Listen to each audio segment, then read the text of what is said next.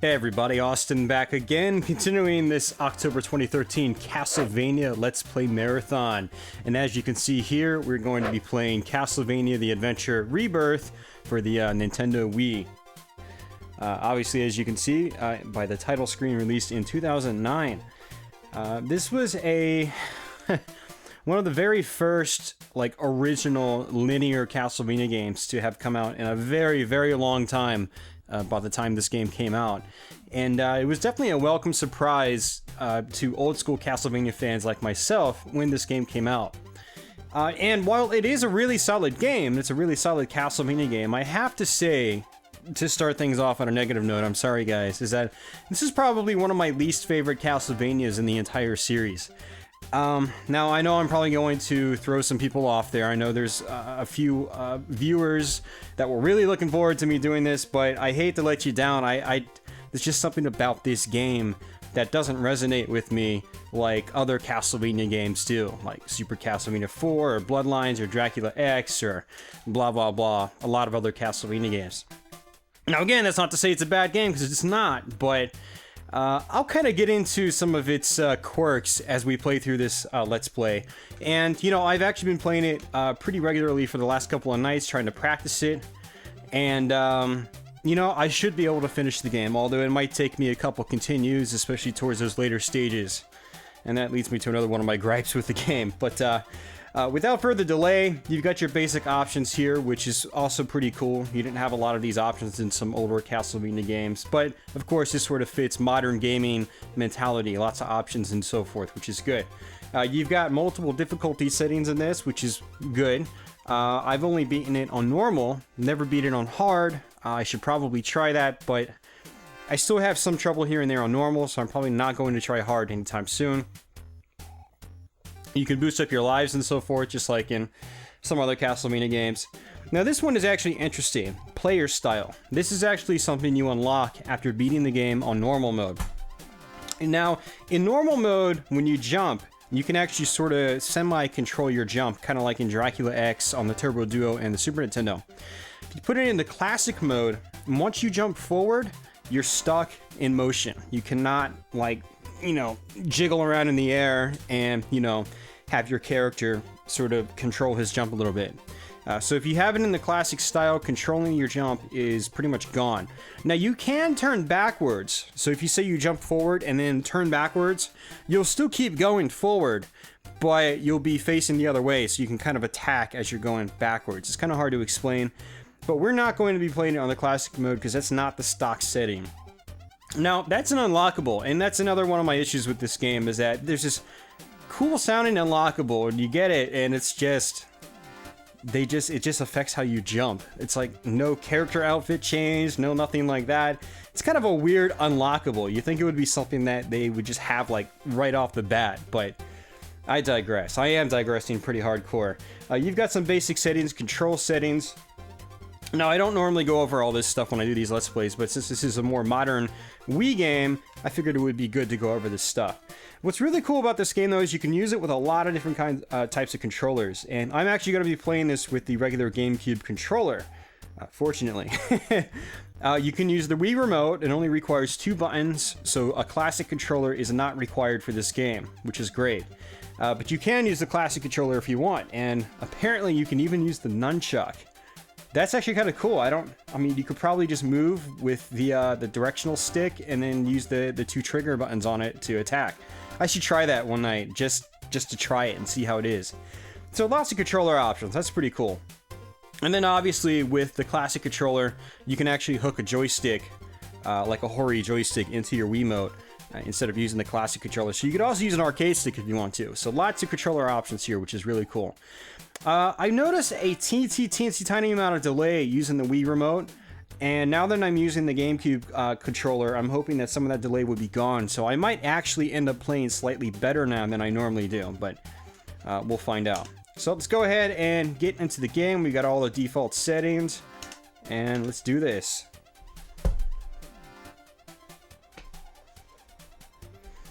Now, the story in this game is pretty bad. The text goes through very quickly. the translation, I think it was actually probably purposely made to kind of like roll off the tongue poorly. And so it kind of has a very old school style English vibe to it. And that's another one of the things that I just, bleh.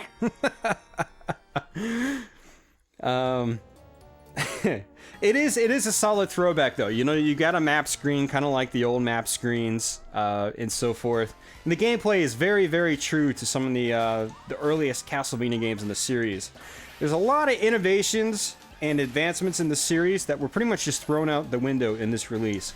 For instance, well, you're slow for one. You're actually very slow compared to some other Castlevania games.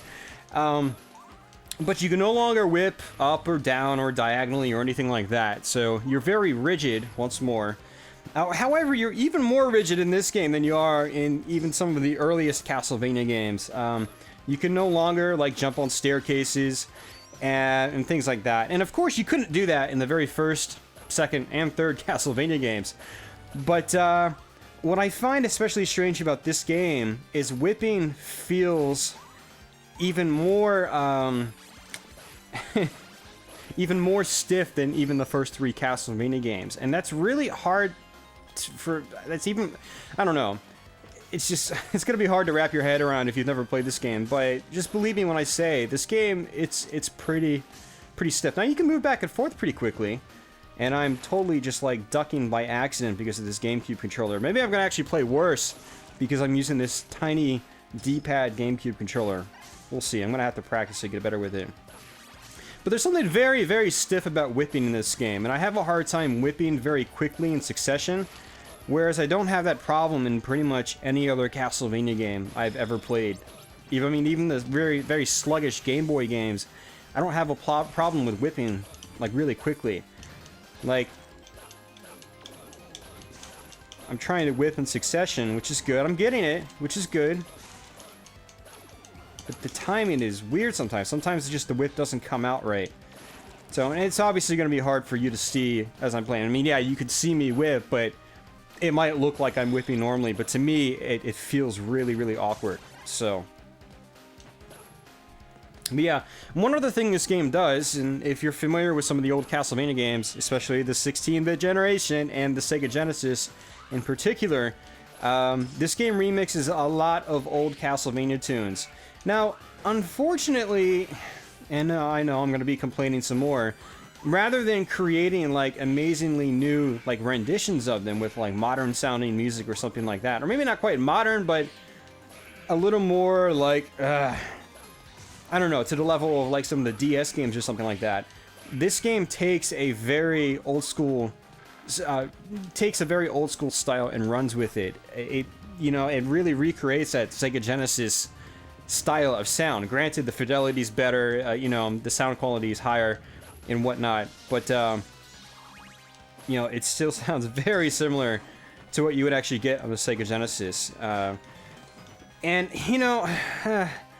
that's cool, but to me, like, when I played this game for the first time, I wanted something like totally new, like new music, new awesome Castlevania music that would be used over and over again in future Castlevania games, much like, pretty much every popular Castlevania tune came into being by, But this game doesn't really have any of that. It's mostly renditions of, it might even be completely consisting of renditions from old Castlevania games. And that's obviously going to hit the nostalgia buttons for a lot of us, and it did for me for a while, but now when I go back to play this game, I'm just kind of like, there was just so much potential here that I think was just lost or looked over. Again, still a good Castlevania game. It's a fun game. Well, whatever. Doesn't maybe flow as quickly as some of the old Castlevania games, but it's still a good game. But man, the music, I mean, I love the tunes, but if I want to hear this song or this track, I can go play Castlevania Bloodlines. It doesn't sound that much different, so it's just like. Alright, I'm gonna shut up now, because I'm probably sure I pissed off a lot of people that have been following this Let's Play series this entire month. I know there's quite a few of you guys out there that have been tuning into every single episode, and thank you for that. I'm glad you guys have been enjoying it as much as I have been doing them. So now, if you are by chance curious in picking up this game and trying it out for yourself, you can still get it on the original Wii or on the Wii U through the Wii U's original Wii backwards compatibility mode, or the Wii mode, technically. It's only $10, and you know what, to be honest, I actually rebought this game just to do this Let's Play for you guys. That's right, I paid money just to do this Let's Play for you guys. I'm so pathetic. I guess I should correct myself. I bought a second copy of this game. I actually already owned this through my original Wii. However, I did the Wii system transfer to my Wii U. And, you know, recording this through the Wii U would have meant, you know, hooking it up to my HD capture device. And yeah, the footage would have looked way better, but it's just so much more convenient to just record it on my, you know, composite recording setup. So what I ended up doing is, instead of swapping the Wii U back into my room, unhooking all the cables and stuff, I just used the Wii already in my room, rebought the game, and here we are now. So technically I have 2 copies of this game now. All for you guys. But yeah, like I was saying, if you want to check this game out, it's only $10 in the Wii's WiiWare shop. It's in the Wii shop, and it's in the WiiWare section, not the Virtual Console, because we are not emulating any classic games. This is a brand new game made to look like a classic game, which in itself is really cool. But yeah, $10 in the Wii shop. Konami's also got a couple of other quote-unquote Rebirth games, and they're all pretty decent. I'd say with probably the Gradius one being the weakest of the bunch. It starts off really strong, actually, but towards the end of the game, it just... yeah, play it and you'll understand what I mean. But the Contra one is really solid. It's a super hard Contra game, and that's one I've had for a long time. I really need to try to beat that game. I still haven't done that to this day. But then also Castlevania Adventure Rebirth, which is, you know, a pretty sweet... Castlevania Adventure Rebirth is probably the best of the bunch. Contra is cool, but it's got some really, really cheesy, like, dialogue going on in that game. I mean, so does this game, but fortunately this game kind of relegates it to just the intro and the ending.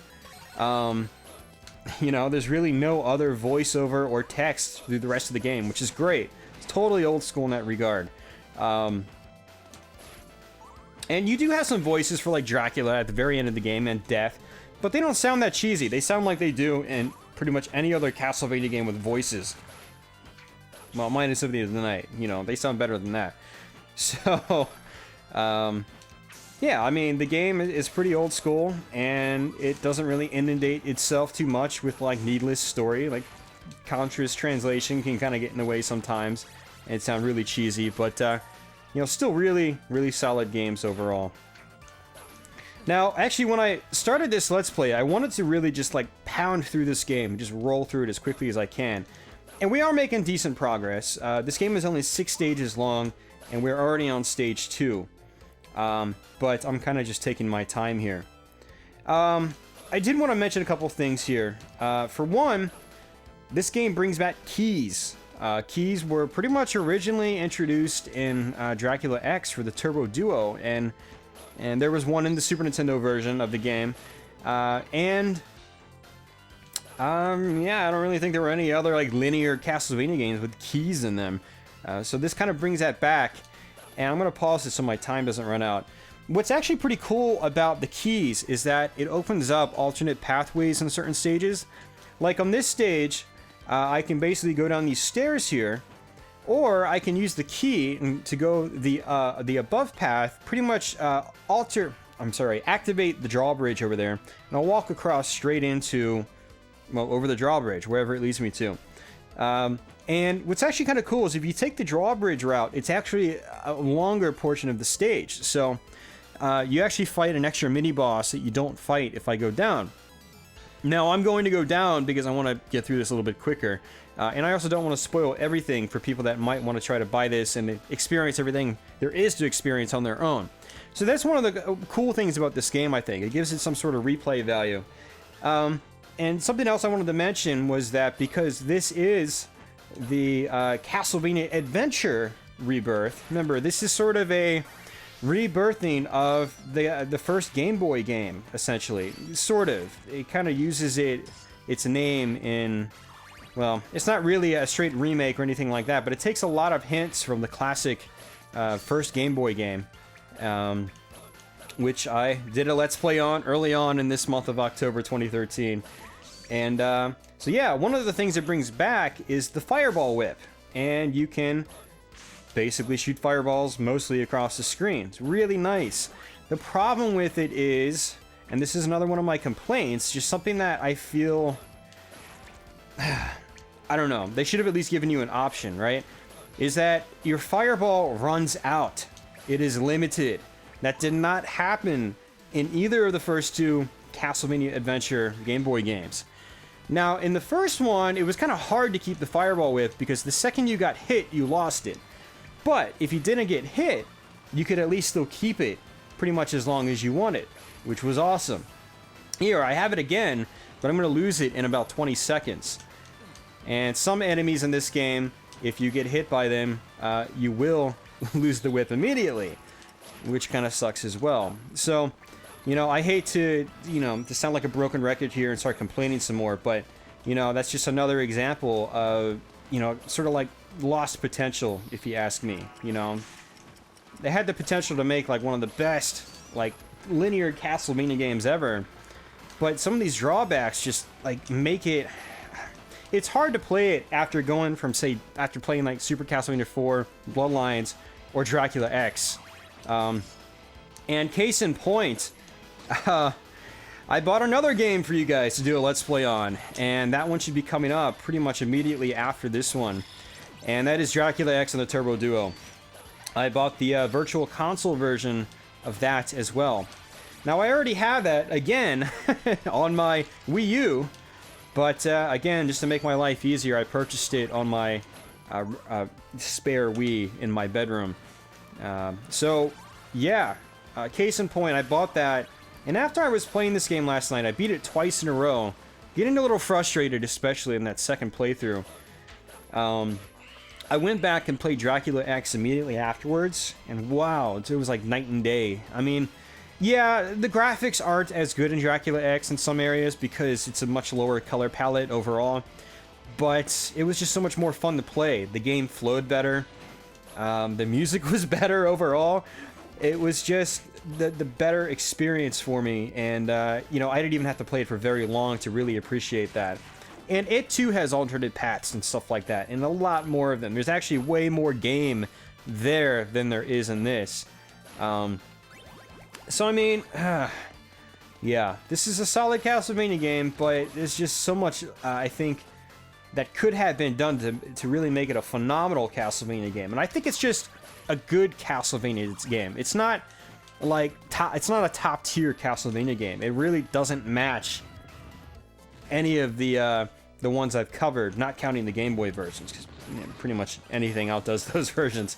But good Castlevania game. But yeah, I just wish they did more with it. And what actually kind of saddens me is that one of the main producers from like Symphony of the Night, the Dracula X Chronicles, and games like that, pretty much most of the Game Boy Advance and all the Nintendo DS releases, he was one of the main producers on this, and for it to have turned out the way it did, it's just kind of, I don't know, sad in my opinion. But then again, his forte was probably more that non-linear style in terms of directing. And I'm not paying attention, and I'm dying as a result. That's actually a really easy boss, and I totally just lost a life, which is bad, because you don't get that many extra lives in this game. You really don't get that many at all. Yeah, very few extra lives in this game, actually.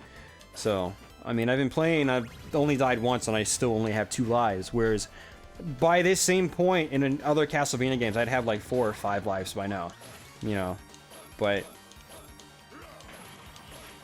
So let me just focus on this guy. This guy basically kind of tosses rocks at you, very similar to the werewolf character in Castlevania Chronicles, mainly Castlevania Chronicles. And, he's not really that hard in this one. You probably want to break the rocks, though, for when he goes spinning around like a bumbling idiot. Of course, he turns into like a little ninja there for a few seconds. Does some crazy, like, wall flips and stuff, but, then he turns back into big bumbling idiot, just you know, big muscular monster. Unfortunately, you can destroy the blocks, or the rocks, I'm sorry, as he tries to attack you with them. Now, a lot of the bosses in this game, you're best off taking your time with. If you try to get up close like I was and just pummel them back and forth, you're probably going to get hit. That's really how the bosses are set up in this game. Oh, that's the main boss. I forgot. We missed the mid-level boss. In a lot of stages in this game, there are 2 bosses per stage, but on that one path we went through, we basically just went to the main boss. We skipped the mid-level boss completely, which also meant we progressed through the level a little bit faster than we would have otherwise. Now, this is where the game really starts taking some likenesses from the original Castlevania Adventure games. Now, Castlevania Adventure, especially the first one on the Game Boy Advance, was just littered with traps and these spiked arms that come out of the walls and whatnot. And the game was tough. And one of the other reasons the game was tough, though, wasn't just because of the traps per se, but also the fact that you pretty much died in one hit when you touched spikes in that game. And there were spikes everywhere in that game. And, you know, there are some spikes in this one, but I don't recall if they kill you in one hit. I don't think they usually do. But, yeah, this is basically the stage that really takes a hint from the classic first 2 Game Boy Castlevania games. Now, when this spike thing comes out, you obviously don't want to touch the tip as it's coming out, but you also don't want to touch the tip as it's rolling back in or reeling back in. You will get hurt. So, and this is really the part of the game where you have to start playing a little more focused. So what I'm going to be doing is trying to shut up here and there, just so I can make sure I get through this. Now, unfortunately, about these spiked arms, you cannot jump up through them. You have to jump over them and then onto them. You're pretty much just stuck beneath them otherwise. So it's something to keep in mind. Duck that. What I'm going to do is actually jump over it. Yeah, just like that. And you can get up on the staircase from on top of those, which is pretty cool. I like that. That's some good detailistic design there. I can appreciate that.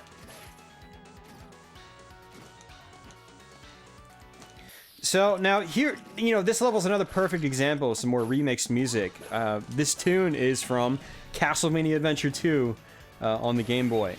So, I mean, again, lots of remixed tunes here, and I'm glad they revisited some of the Game Boy music. I think that's great, because that's some Castlevania music that probably isn't as well known as Castlevania music in, well, from other, you know, console games. Some of the Game Boy versions don't, you know, I think a lot of people just haven't played them, so they haven't heard a lot of the music those games has to offer, but Castlevania 2 on the Game Boy actually had a really, really solid soundtrack up until the very last stage. A very, very consistent soundtrack until the last stage, and then there was a really boring track for the last stage, but, you know, the music for pretty much the other 5 stages in the game were really, really solid. So, and this was definitely one of the tracks I liked a lot in that game. I think this was from the Crystal Castle on that game.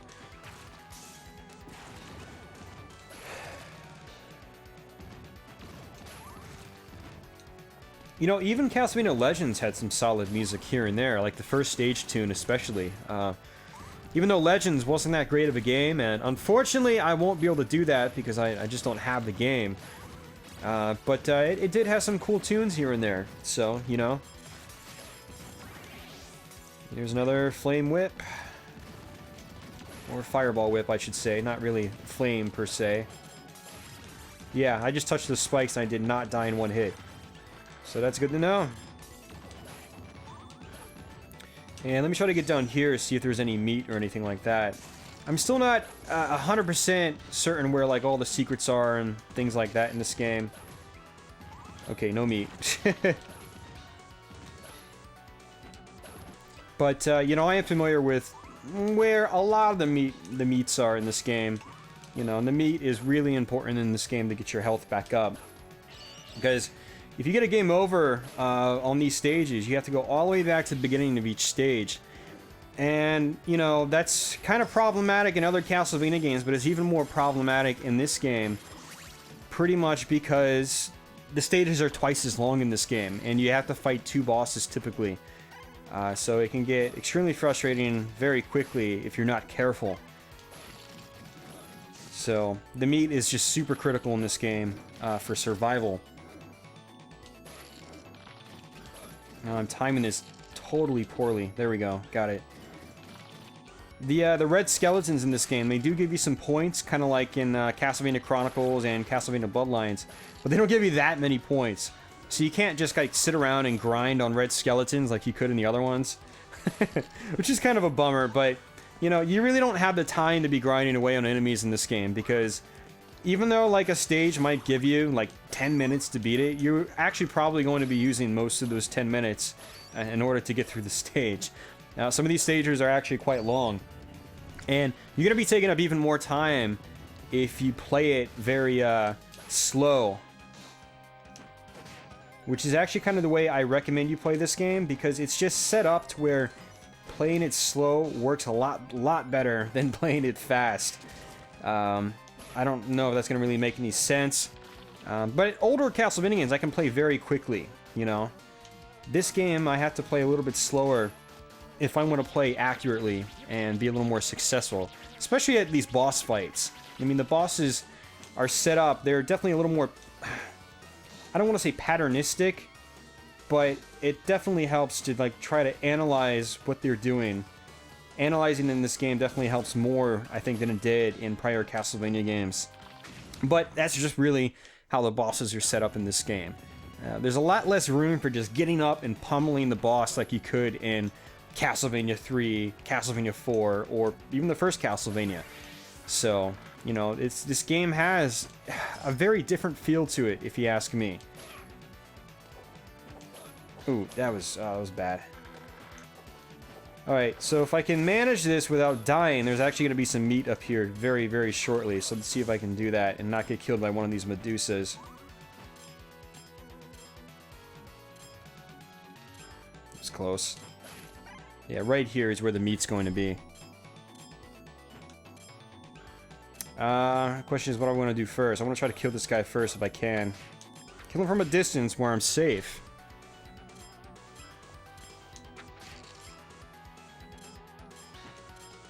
That block right there. Grab the meats. Again, the meat is really important for survival in this game. Now, obviously, it's not that important if you can play perfectly, but especially when I'm talking and playing at the same time, it's really hard for me to play perfectly. As I hope you guys understand.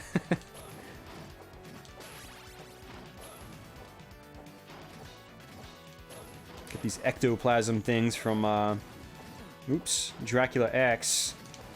And of course, naturally, they made their way into Symphony of the Night and future Castlevania games. And, well, actually, they were also in Super Castlevania 4. Although they were a little bit different in that game.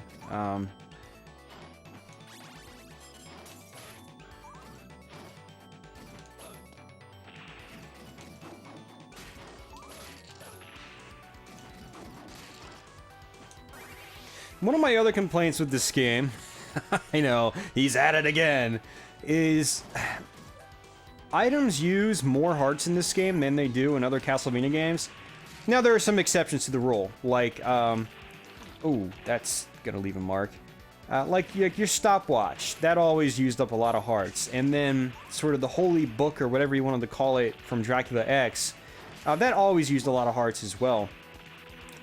But things like your axes and your boomerangs and your holy water, in the past, they've always only used one heart. At least in the classic Castlevania games, like classic, like Castlevania 1 and Castlevania 3. In this game, pretty much everything uses a minimum of 2 hearts. Now, you might be saying to yourself, well, what's the big deal about that? Well, the problem is that you don't really get any more hearts than you do in any other Castlevania game. So, the amount of times you can use your old weapons is less than it was if you had the same amount of hearts in the old games. You can basically only use your weapons about half as much as you could in the classic games. So I think that also brings this game down a notch. I mean, using the classic weapons, it's a huge part of those linear Castlevania games, and to kind of limit you on that, I think just I don't know. Some of the options they've given in this game, I think should really have only been included in, say, hard mode. And, say, normal mode should have been a little more balanced in the same way as Castlevania 1 or Castlevania 3. Games like that, you know. The other classic Castlevania games. So, again, just another downfall to this game, in my opinion. Not so much downfall, but, you know, bleh. And I don't want to say disappointment, but just another layer of balance that should have been corrected before its release, you know? Now, you know, the average person's not going to notice this, you know, and I'm going to throw that out there because I am the exception to the rule right now because I have played pretty much every single linear Castlevania game released, you know, in the past month. And I've beaten them all, you know? So it's like, I am the exception to the rule, so... But look, I'm already out of my my hearts. Totally out. So it's like, really? I'm already out. Whereas in another Castlevania game, I'd still be able to use my boomerangs. But, nope. Can't do that here. Just one more hit. I'm gonna beat him without getting hit, and that feels good, but... It's just annoying. It's like, I want to keep using my cross. I want to call it a boomerang, but again, technically it's the cross. It actually looks like a cross in this one. So, I definitely want to hear your opinions on this game after this video. I know there's a couple of you guys out there that have this game and, you know, wanted to see me play it because you like the game a lot. And I definitely want to know your thoughts on this game. Why do you like it so much? Where do you place it next to other Castlevania games? Is it your favorite in the series, or is it kind of like me, where you like the game, you enjoy it, you come back to it every now and then, but you'd rather play like another older Castlevania game in its place? You know, post a comment below. I would love to hear your input on that. So.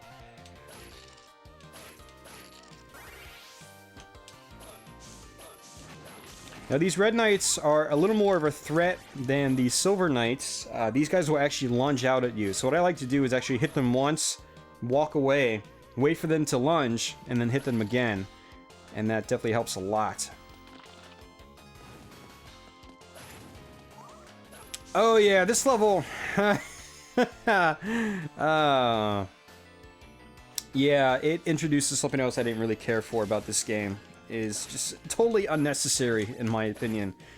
Unfortunately, this is really the only stage they do it on, and I'll explain once we get to the part. But I have a feeling we're going to be nearing it very, very soon. I know, I'm just a bucket full of disappointment.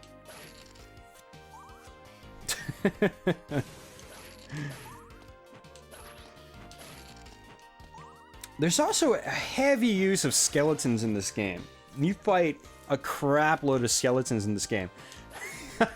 I'm on a negative track. I might as well just keep rolling with it. There's just so many skeletons in this game. And I'm not just like making this up. I'm not like trying to crap on it just because I'm trying to crap on it. But in some areas, it feels lazy. Okay, I'm done crapping on it now. I'll crap on it more in like 10 minutes, you know? We're on stage 4. We got plenty of time to crap on it some more. So I'll pause the crapping on it for now. Oh, jeez. I'm gonna lose subscribers on this video. Alright, guys. Oh, man. So, I really don't know what to talk about at this point. This is like the 10th Castlevania game I've covered in the last month. And, you know, yeah, I've covered a lot of Castlevania games this month.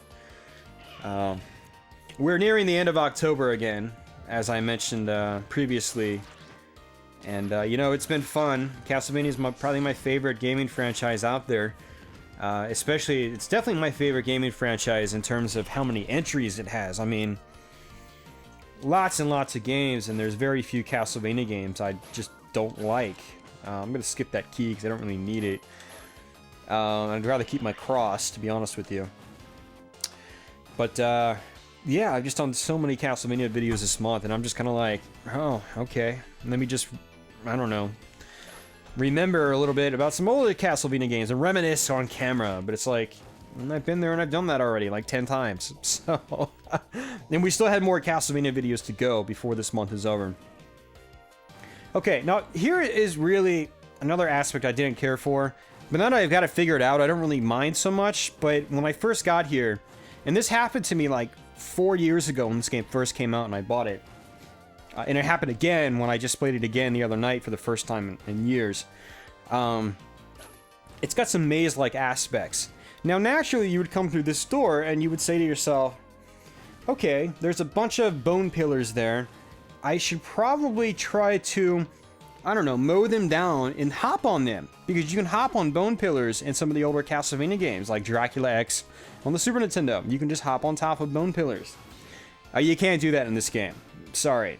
So, that's one option down pretty much the drain. You would think to yourself, okay, you know, walk over them, go to the other side. But no. Next, you'd say, well, let me go down and walk through that bottom door. Well, that doesn't work. Because if you walk through this bottom door, it basically sends you back exactly where you were. You're like, wait, well, how does that work? I came from the top door. Look, I'm back in the same room again. So, okay, I'm confused. Oh, look, going through that door put me back to the beginning. That makes sense, right? That is great. I'm loving this, you know? But no, it's like a maze. Kind of like getting to that little maze section in the very first Legend of Zelda, where you had to go left, down, left, up, left, up. I've even lost track of myself already. But you know, if you've played that game, you know exactly what I'm talking about. It's just like, really?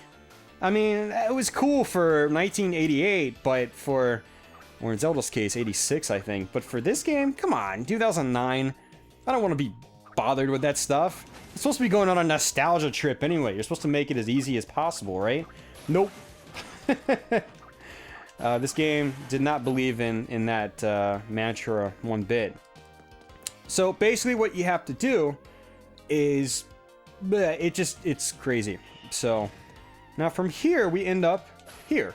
And there's going to be some meat right here, which is good. And there's going to be an extra life here, which is also good. But basically, you have to go through this door. And then you're like, huh, okay. So just keep going. There's going to be another key, and I don't really need it, so let's just keep going. And then you come through this door, and you're like, huh, let's go back here. Oh wait, I'm down here now. Now I'm back up here. It's just all sorts of out of whack. So it's confusing, but once you get the actual path down, it's not too bad. But, you know, if you're a first-time player and you don't know that, it slows down the pace of the game, in my opinion. You know, it just hurts the pacing of the game. And, you know, I'm a very big proponent of, like, a game that flows well and doesn't stop needlessly. It's okay if a game stops, but it has to fit with the flow of the game. And that whole maze section did not fit the flow of the game at all. Especially once you get to this part, because this boss is actually kind of tricky. So, I'm not even going to try to explain it, just watch.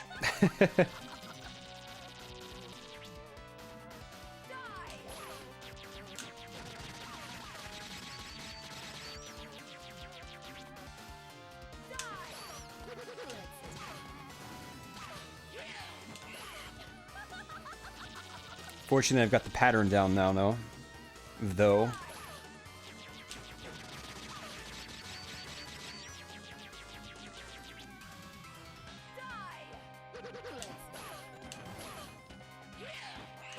Look at that, without getting hit. That's a first.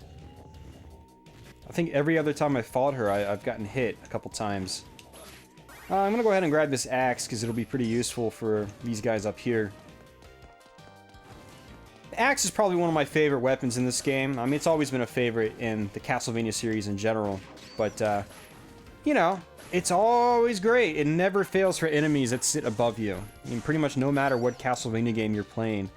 And especially in something like Dracula X or Castlevania 3. Oh, that's a good one, where the axe is really good.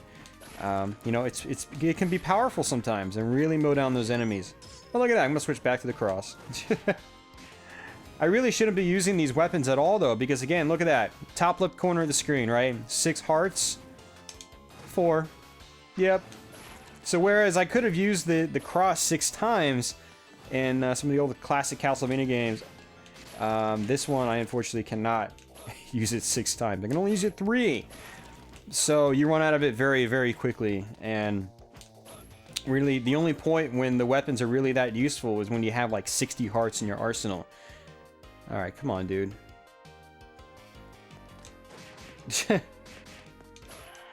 Those are those Scythe enemies that made their first appearance in Castlevania Adventure, the first one. And in that game, they looked kind of like... It was kind of hard to describe how they looked, actually. They looked kind of goofy. And they just looked like some old man like walking around with a mask on or something and throwing boomerangs is what they look like. But then they were brought back in Castlevania Adventure 2. Oh, look, the axe again. And they were actually made to look more like the Grim Reaper type of figures that they are now. And, so, yeah. Alright, this is going to be one of those sort of obligatory sections where, ooh, yeah, it started already. Where the bridge just kind of drops and drops. Oh, what? That was some BS. That was crap. That was not good at all. I basically fell through the other falling piece because that's simply how the game registers it. And really, you know, that's just bad. There's money when it should have been a heart. You know, it's just... There's way too many money bags in this game as well, when there should be more, like, hearts. You know, if your hearts are going to use up as much as they do, you'd think that they'd give you more hearts. But no, they double the amount of hearts it requires to use your items, yet they give you less hearts than many other Castlevania games. It's just, there's more money. And the money's good if you're the kind of player that goes for score, but I've never really played a Castlevania game for score. Or at least when I did, I realized kind of what a futile effort it was, because a lot of Castlevania games had, while they had scores, they were usually really unbalanced for scoring. I mean, like in the first Castlevania especially, you could just like grind at enemies. Castlevania Chronicles or Castlevania X68000 was a major offender of that. You could just grind certain enemies all day, especially like the red skeletons in Castlevania Chronicles or Bloodlines. So, you know, the Castlevania series has never been that balanced when it comes to points, but I don't know. It seems like score is a little bit more of a focus in this game than it was in other Castlevania games. But as a result, you know, I'm not really a score-oriented player when it comes to, like, platformers and things like that. I just, don't care that much, you know? I'm more interested in just the overall vibe of the game and just the experience it provides, you know? Good level design, things like that, solid music. Not just solid music, but great damn music, you know? Castlevania series has always been about not just great gameplay, great visuals, and all that good stuff, but really awesome soundtracks to go along with that. Solid level design and solid everything else, pretty much. I'm actually doing really well with this guy. I haven't even gotten hit yet. And this guy would always give me trouble. But, you know, watch out for his fist. Yep, got hit. I knew that was going to happen. I was surprised that it hadn't happened already. But since it hadn't happened, I just kept rolling with it. Normally what he'll do is if you try to walk back in, he'll just punch straight down. But what he was doing in his first 2 patterns is he was punching far out for some reason. And he's really supposed to just punch straight down, and that's it. So we're pretty much at the final real stage in the game. Stage 6 is really just like 2 hallways, and then you're at Drac. So as a result, this is the hardest level in the game, and kind of the most annoying. And, most annoying because of these robot things. They're just, It's an enemy I totally could have done without in the whole Castlevania series. More flea men, please, and more enemies from Dracula X would have been nice, you know. You know, I mean, there's just not as much variety here in this game as there is in other Castlevania games. And, you know, again, I hate to be the downer, but it really is pretty much true. It's just like, if you go and play Dracula X immediately after playing this game, you'll just be like, huh, there's a lot more here to this game in one level than there is in, like, this entire game. It's just, it's crazy. But I told myself I'm going to stop crapping on this game. What am I doing? Oh, man. I'm not trying to offend anybody, and I'm just kind of having fun as I do this. You know, I do like this game. Although I have to admit, I am going to be glad when I'm done playing it, because, you know, beating it twice last night was just, yeah, by the end of that, I was just like, I want to throw this game through the window.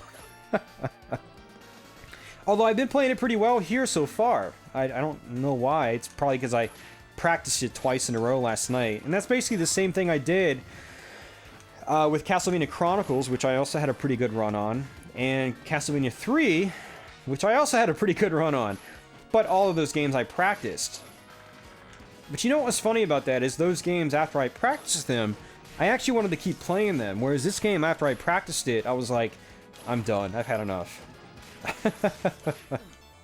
Aside from the Game Boy Castlevania games, I think that was really the only Castlevania game I felt that way from. Oh boy.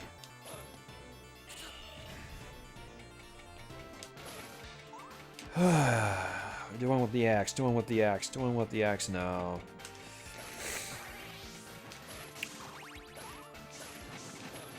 Alright, this key, I think, is going to be useful. I think so. Let's find out. I know there's one key in one of these last stages that pretty much takes you to a hidden room that has an extra life in it.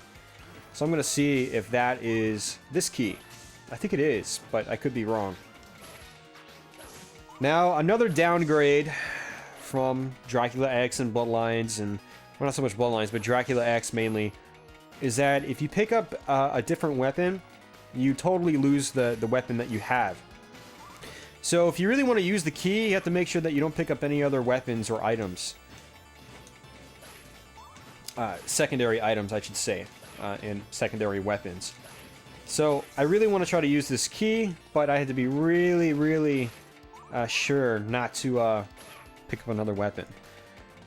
So I'm going to basically just be taking my time, skip some of these items, kill the Medusas, grab the money. Not that it's really that useful in this game. Well, it is kind of useful, actually. I really shouldn't say that, because you do get extra lives from points in this game, just like in other Castlevania games. And,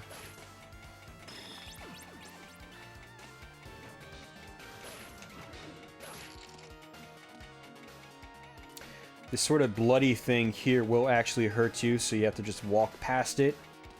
Unfortunately, you've got the gear that you're standing on going in the opposite direction, so you do walk slower, so your timing's got to be pretty on point. Ah, great. So I'm going to be fighting this boss with the key. That's great. This boss, you really have to pummel him. Just like so.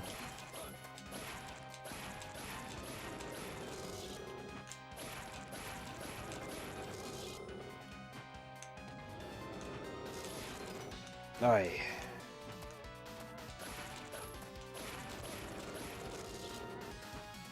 The problem with this boss is that he can actually corner you on the side. And when he corners you, it's really hard to get through his projectiles. Because you really have to be able to control your jump, like back and forth like this, and sort of get it to where you are moving away from the big fireball up top, but then move in just a little bit to get past the ground fire, or the ground blast, whatever he does, whatever you want to call it. So it is a tricky boss, and, you know, I learned his pattern the hard way. Now, one of the things I do like in this game is, as you can see, the backside of your whip actually does damage. Now, that's something I think happened in Castlevania 2 with the Flame Whip, which was kind of cool, actually, especially for a game back then. But that's something that wasn't really brought back in too many later Castlevania games. So I think that is something pretty cool, and it actually helps you quite a bit. Because if you notice, when you're attacking with the whip, it goes slightly above your head just a little bit. And your hitbox will actually register slightly above your head. So if an enemy is immediately above a staircase you're going to, a lot of times you can actually whip them and kill them without really having to, well, just really go all the way up the staircase, which can be problematic sometimes. So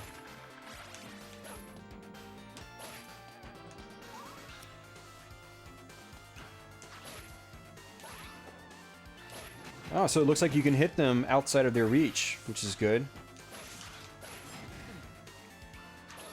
Damn skeletons. Could really use a weapon here. So kind of like that. Oh, that hurt. Damn, man. So much for this key. It's not doing me any good. I might die again. Let's just go up here. Kill that guy. Now come down and kill this peeping eyeball. I think that's what they call them. Peeping eye. I really only know that from playing the DS Castlevania games. Now there was a bestiary or bestiary. I'm not really quite sure how to pronounce it. There is one of those in Symphony of the Night, but you can only access it by going to the library or visiting the librarian in that game. But whereas in the Nintendo DS version, the bestiary is... Damn it, man! So much for that key. So I pretty much lost a life. Well, look at that. Look at the checkpoint. It's just ridiculous. You gotta do this all over again. It's so slow going up here. Then you gotta go back down, and it's just like... Get hit by red skeletons and get pissed off. Because you're doing the same thing over again, and that's when you start losing focus, because you just don't care anymore. At least that's how I get. I don't know about you guys, but that's how I get. I hate it when checkpoints are too far back. It just leads to, you know, I don't know. Like, this is not a hard part. So you end up doing a really easy part over again, just to make sure you get the hard part right. You know, it's just, Castlevania 3 pulled that same crap on you, and, you know, I guess it was okay for the time when it came out, but it was really hard to go back to that with its checkpoints. I mean, especially on Dracula's last stage. That was just brutal. I don't even know where I was going. As far as, you know, whatever I was talking about. So I'll just, yeah, just kind of forget about it. Alright, well now I've got the axe, which is going to make this part a little bit easier because I can kill these skeletons. These skeletons, which really should not be there because there's already way too many skeletons in the game. I mean, where's all the mermen? There's like barely any mermen in this game, and there's a ton in like other Castlevania games. You know, you go over a water segment, it's not, hey, let's throw some more skeletons at them. It's, hey, let's throw some mermen at them. They're like skeletons, but they have a slightly different pattern. You know, this game doesn't freaking have that. I mean, there is mermen, or are mermen, but they're seen very few and far between in this game. It's just like, really, man?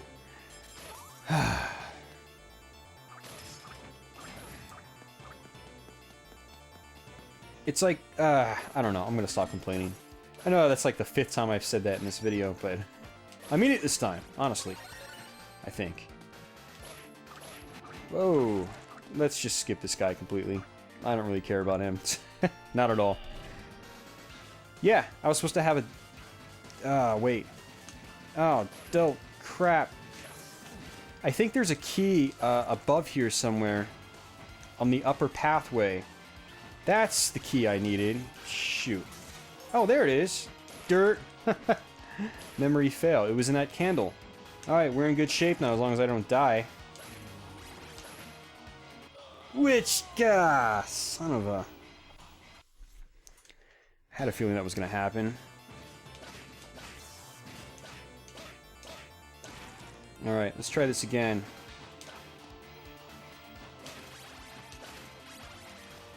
Aw, man. Shoot. Well, you need the key, because again, it's what I was telling you about a few minutes ago. It was, you go into a secret room, And it basically has some power-ups. It has an extra life in it. And, you know, it's really nice to have by the end of the game. Especially considering we haven't even fought our first boss on the stage yet. That's where it would go right there. Let's see if I can just climb up here. Yeah. So that was a bit of a disappointment.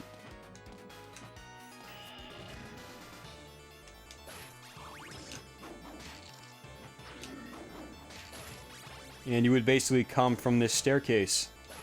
But you can't go down the staircase, even though there's a staircase there. It's just... the game is set up to not let you go down it. A little strange as well. But again, I digress, I think. Oh, man.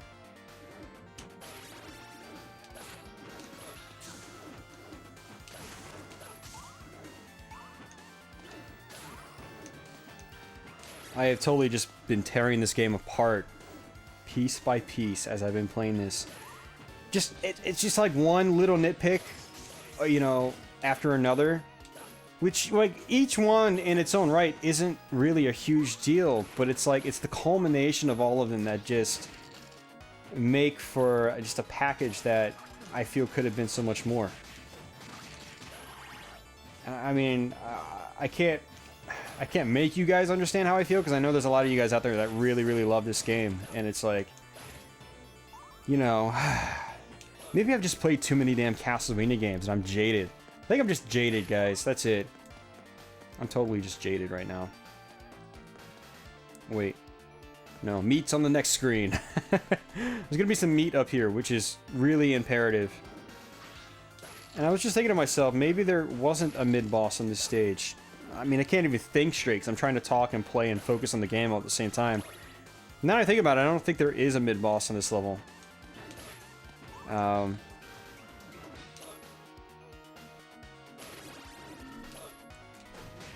It's just a generally long stage.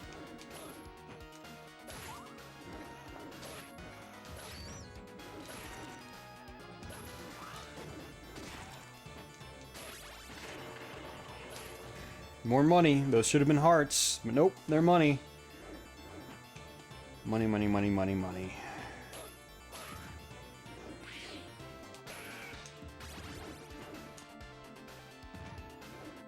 Meat. No, that's not meat.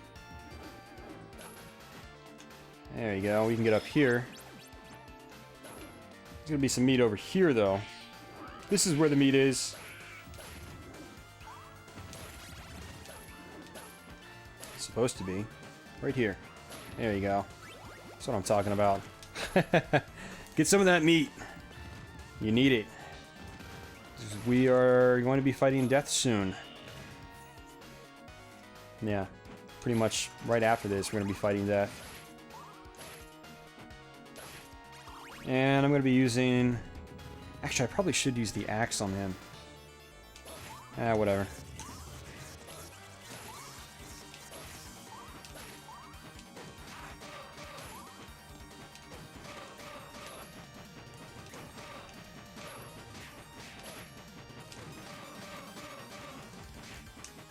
Oh, I should also say death actually isn't that hard in this one compared to other Castlevania games. Which is actually kind of refreshing, because a lot of times death can be a real pain. But he's actually not too bad in this one. He has a couple patterns, though. And he's going to have one here in just a few moments where he sort of does this scythe slash all the way across the screen. And it'll probably kill you. I don't know. Can't really vouch for it. I haven't gotten hit by it yet. So...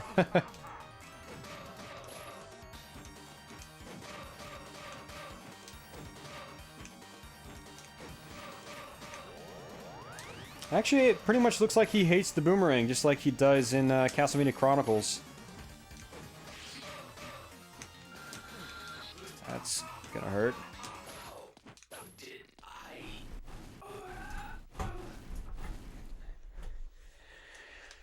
You see, guys, this game is so lacking because Death doesn't throw his sickle up into the air and it doesn't come back down and chop his head off just like it does in Castlevania Dracula X. This game sucks. I'm just kidding. Oh, man. Oh, man. All right, we're pretty much at the end of the game, guys. We are pretty much at the end of the game. Like I said, there's basically going to be like 2 hallways, and then we fight Dracula. Now, I have to say this is probably one of the most difficult... Maybe not so much difficult, but one of the most interesting versions of Dracula. For one, he has 3 forms, which, aside from Castlevania 3, is really kind of... yeah, not a whole lot of Castlevania games did 3 forms on Dracula. A lot of times it was just 2. But his 3rd form in this, it's probably the biggest form of Dracula I've ever really played against in a linear Castlevania game. His first 2 forms are very easy to control. His 3rd form, though, is much more difficult. So, just watch and let's see if I can do this. Oh, crap, I got hit by that. That was bad. Off to a bad start.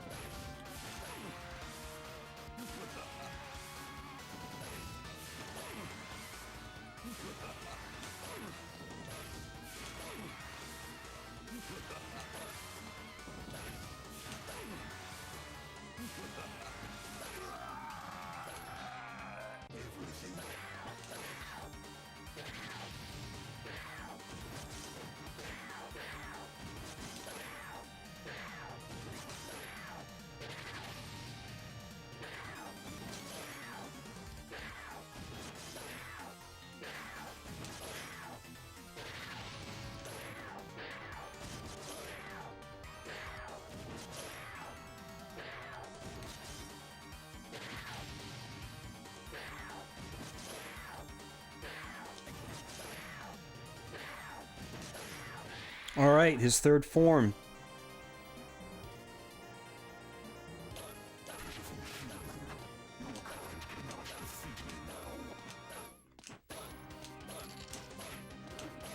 A remix of a Castlevania 3 tune. Ah, that was bad.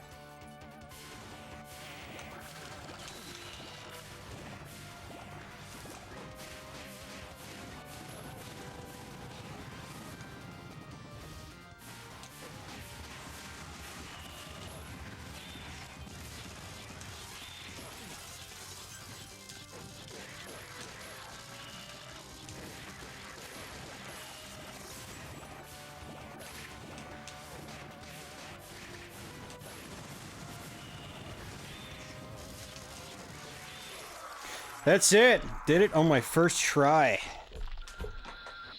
Should probably get in the center so the ball can fall on top of him.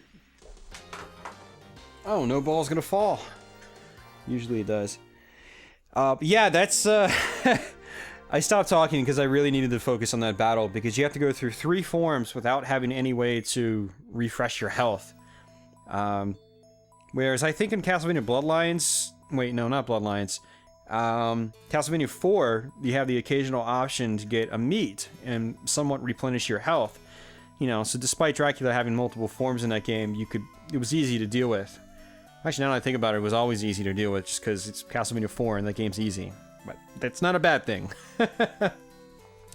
But his 3rd form there, especially, it's you really have to watch out what you're doing, because he has a lot of different patterns, a lot of different things that can come out, and you really have to stay focused. And basically what happens is his 3rd form has 2 sort of sections. There's one where he's got this big chin, and you sort of just knock the chin off of him. And then after that, what happens is you have to bash him in where his chin used to be, or in the side of his face. And that'll cause these platforms to rise up. And when those platforms rise up, you have to get on top and attack his eyeballs. That's where the damage is actually coming from. If you just keep hitting the side of his mouth, you're not going to really do any damage. You have to hit the eyeballs to really do the damage. But the problem is that those platforms, they lower back down. And he's got all these other projectiles and things moving at the same time. He's got these water projectiles, bubbles that come out. He's got those eyeballs that roll off the platforms. He's got fireballs. As you saw, he shoots out beams of lightning. There's all sorts of stuff that he does. And if you don't really pay attention, you can get totally torn up at that boss. And it was pretty frustrating for me. I probably had to play him, 10 or 15 times to be able to beat him on my first try, or my first time beating him. And then later that night, I went to play the game again, and it only took me 3 continues to do it, or 2 continues to do it that time. And then tonight I went back, I did it on my first try. It is very patternistic. I mean, in terms of, especially his first and second forms, they are both very patternistic, and yeah, so I would like to save, even though it's not going to do anything. You know, later tonight I should probably just play it on hard mode and just see if it gives me anything. Maybe it gives me like a sound test mode or something like that, which is another thing they should have had in this damn game, but it's just, maybe it is there and it's like a cheat code or something, and I haven't looked it up and I haven't done my research yet. But if you know if there are any cheats in this game or codes, like the sound test menu or something like that, post a comment below, definitely let me know. Yeah, so that's the Castlevania adventure, guys. I'm surprised I actually managed to beat it without continuing. That was actually pretty cool. Yeah, I think that was actually the first time I've ever beaten it without continuing. Now that I think about it, that was actually a pretty good run overall. I mean, yeah, I'm actually surprised. I mean... And if you're a huge fan of this game and you're still listening by this point, don't take what I said in the video don't take it to heart too seriously, because it's like, you know, we all have our own opinions, and, you know, I can be very nitpicky about franchises that I've pretty much grown up with, and Castlevania is one of those franchises. And this is by no means like a bad Castlevania game. It's not like some of those late Mega Man games that are just... I'm talking like late PlayStation era, early PS2, stuff like that. This is not to that level of just like, why did they make this? It's not like that. It's still a really good Castlevania game. It's solid. If you have a Wii, or if you have a Wii U, I highly recommend you check it out if you're a fan of the Castlevania series. I don't think you'll be too disappointed. But if you're extremely comfortable with how games like Bloodlines, Castlevania 4, and Dracula X and the Turbo Duo, or even the Super Nintendo versions, how those games work, and you're really familiar with some of those things, especially like jumping on top of the staircases, jumping off the staircases, not losing your weapon as you pick up a different one, you know, having the option for a few seconds to pick up the old one again if you don't want the new one, to just, you know, original music versus just solely remixed music. It's just really barely any original music in this game.